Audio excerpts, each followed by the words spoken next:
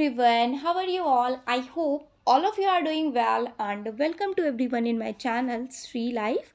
जैसा कि कल मैंने पोल किया था तो उसमें आप सभी के कमेंट्स आ रहे थे कि सोशल साइंस के इस बार क्वेश्चंस प्रैक्टिस कराए जाएं।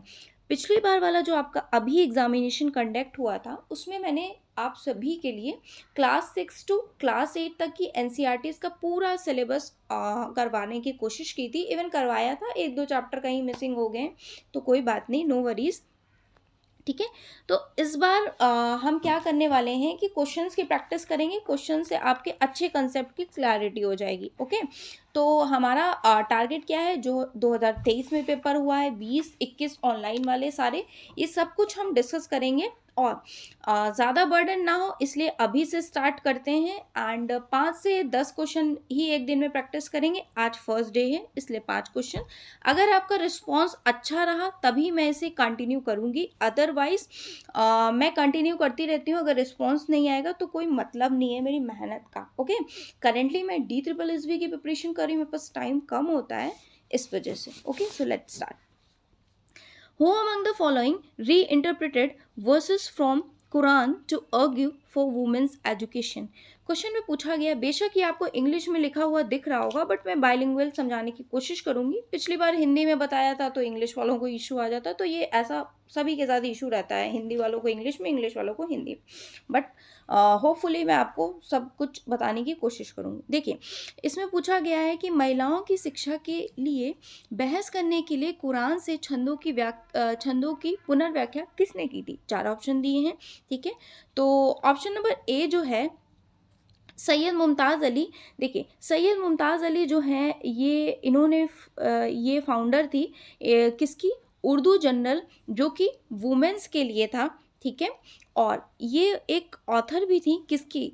हुकूक उन निवास की। अब ये हुकूक उन निवास क्या है? ये एक वुमेन्स राइट के डिफेंस में इस्लामिक लॉ में इसके बारे में लिखा हुआ है या इसके बारे में इसमें मेंशन है। ओके, और अगर हम बात करें मुमताज़ अली की तो ये एक सोशल रिफॉर्मर भी हैं, समाज सुधारक भी हैं एंड फेमिनिस्ट भी हैं, जिन्होंने क्या किया था, अपनी वॉइस को रेज किया था, मतलब अपनी वॉइस, अपनी आवाज़ उठाई थी किसके रिगार्डिंग?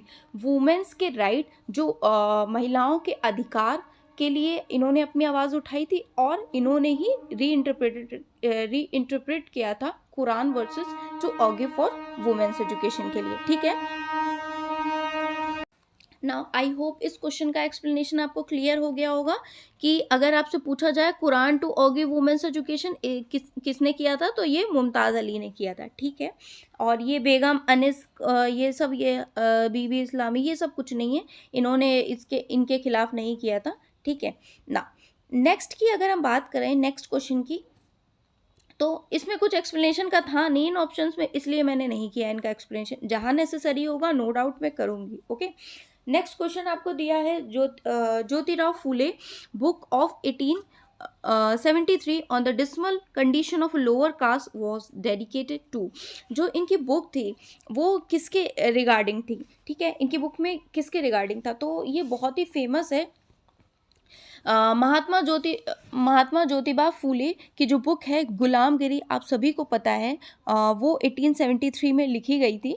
ठीक है, और इसमें क्या बताया गया था, बेसिकली ये पूरा डेडिकेटेड थी एंटी स्लेवरी एक्टिविज्म की। कौन सी एंटी स्लेवरी एक्टिविज्म थी? जो अमेरिकन सिविल वॉर की थी। ठीक है, और इसमें ये बताया गया था कि जो लोअर कास्ट, इंडिया में जो लोअर कास्ट हैं उनकी कंडीशन सिमिलर है, किसके सिमिलर है? जो अमेरिका में स्लेव्स हैं। ठीक है, अमेरिका में गुलामों के समान जो यहाँ पे भारत में जो निम्न जातियाँ हैं उनकी कंडीशंस सेम बताई गई थी। ठीक है, आई होप आपको ये क्लियर हुआ होगा। यही लिखा है Jyotiba Phule 1873 on the dismal condition of lower caste dedicated to किसके? भक्ति सिंगर्स? नहीं भाई, भक्ति सिंगर्स के रिलेटेड नहीं था। ठीक है, nationalist of anti colonial movement, ये भी कुछ नहीं था। ब्रह्म समाज रिफॉर्मर, ये तो थे ही नहीं। ठीक है, anti slavery activism of American civil war, उन्हीं के समान बताया था। ठीक है, नेक्स्ट क्वेश्चन पे मूव ऑन करते हैं। We know very less about tribal groups in the medieval period because, हमें बहुत कम क्यों पता है ट्राइबल ग्रुप्स के बारे में जो मेडिवल पीरियड में है, मेडिवल पीरियड के ट्राइबल ग्रुप्स के बारे में बहुत कम क्यों पता है। ठीक है, they were not living in the area where medieval ruler ventures, they did not keep written record, so there is a less information. They came into limelight only after the British establishment. They were isolated and lived in secularism. देखिए, बात यह है कि जो language होती है tribal groups की, mostly tribal groups की जो लैंग्वेज होती है उनकी कोई लाइक एक स्क्रिप्ट नहीं होती, स्क्रिप्ट इन द सेंस कि कोई लिखी हुई कहानी नहीं होती है।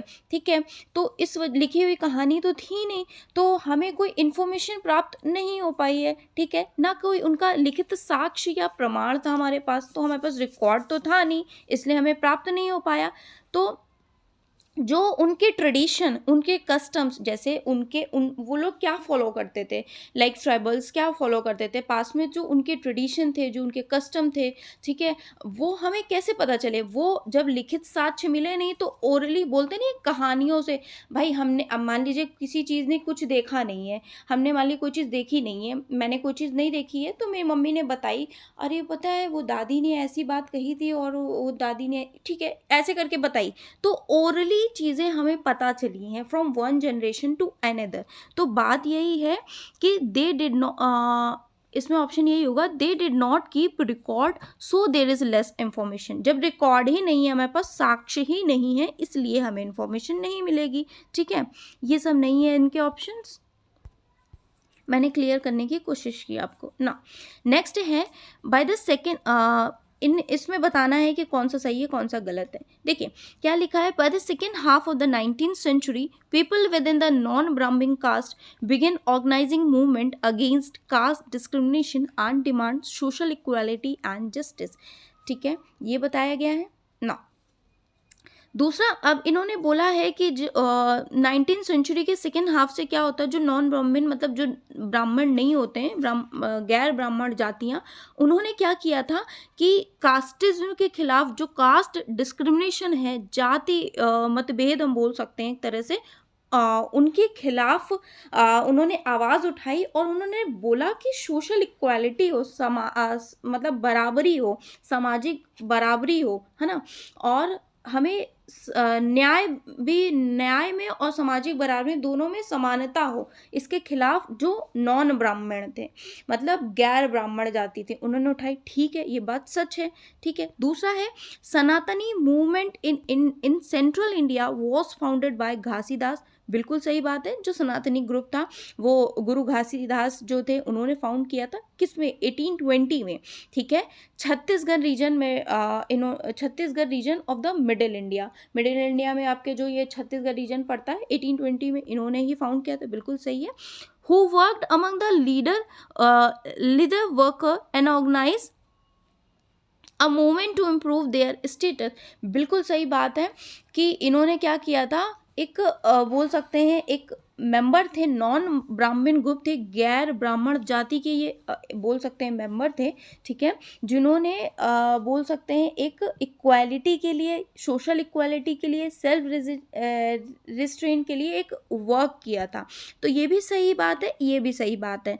ठीक है, अब ऑप्शंस में देखिए, both A and R true but R it not example. नहीं, ऊपर भी बात सेम कही गई है, आर भी इसका एक्सप्लेनेशन सही है। Both A and R are true and B is explanation of A, क्योंकि यहाँ पे भी ये बोला गया, नॉन ब्राह्मण कास्ट ने अपनी वॉइस रेस की थी और घासी दास ने फाउंड किया था सनातनी मूवमेंट, वो भी नॉन ब्राह्मण कास्ट के लिए ही उन्होंने उनकी आवाज़ को उठाने के लिए फाउंड किया था। आई होप समझ में आ गया होगा आपको ना। The last question is, Ilbert bill was opposed in 1883 because. देखिए, इल्बर्ट बिल क्यों अपोज हुआ था, क्यों किया गया था इसका अपोजिशन, क्योंकि इसमें it provide that a British और European could be tried by Indian जज। इसमें यह भी बताया गया था कि इक्वालिटी होगी किसमें, ब्रिटिश और इंडियन जज में, दोनों में इक्वालिटी होगी। ठीक है, ये बात करी गई थी। और दूसरी बात ये की गई थी कि जो इसके period to introduction of this bill क्या हुआ था, British subject has been exempted from the trial by Indian जज। इंडियन जज ने क्या किया था, इंडियन जजेस ने क्या किया था, जो ब्रिटिश सब्जेक्ट्स थे उनको एग्जेम्प्ट कर दिया था। ठीक है, किसने, इंडियन जजेस ने। तो फिर क्या हुआ था, ये प्रोविजन आया था, मतलब ये सब ब्रिटिशर्स एंगर में चले गए थे, मतलब गुस्सा आएगा, ऑब्वियस सी बात है, जब उनका मतलब ब्रिटिश चीज़ों का बहिष्कार करेंगे तो वो लोग क्या करेंगे कि भाई उनको वो उसके विरुद्ध कोई ना कोई बिल पास करवाएंगे, है ना, कोई ना कोई उसके अगेंस्ट अपनी वॉइस को रेज करेंगे। तो ये जो प्रोविजन रिजल्ट आया था आपके सामने, ये जो इल्बर्ट बिल आया था, ये उसी क्रोध में आया था। ठीक है, यूरोपियन कम्युनिटी के क्रोध में ये बिल पास किया गया था, इल्बर्ट बिल अपोज। क्यों, इन सब रीजन से। तो ऑप्शन कौन सा करेक्ट हो जाएगा, Indians opposed the bill as it give a free hand to the British government to have trials of Indian without evidence। और इसमें ये भी था इल्बर्ट बिल में बेसिकली कि पहला ऑप्शन ये है। दूसरा ऑप्शन क्या है, Britishers oppose the bill as Indian could take up trial of British और यूरोपियन पीपुल। इसी की तो अभी हमने इसी ऑप्शन की बात की है, बिल्कुल सही है कि ब्रिटिशर्स ने अपोज किया था इल्बर्ट बिल को। ठीक है, दूसरा ऑप्शन क्या है, the bill sought equality between British and Indian जज। हाँ, इसी की तो अभी हम बात कर रहे थे, तो बी एंड सी ऑप्शन आपका करेक्ट हो जाएगा इस हिसाब से।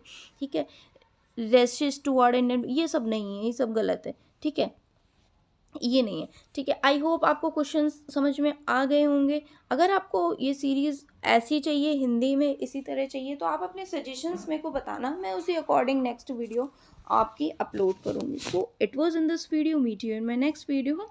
Till then, bye everyone from Shiva's side also.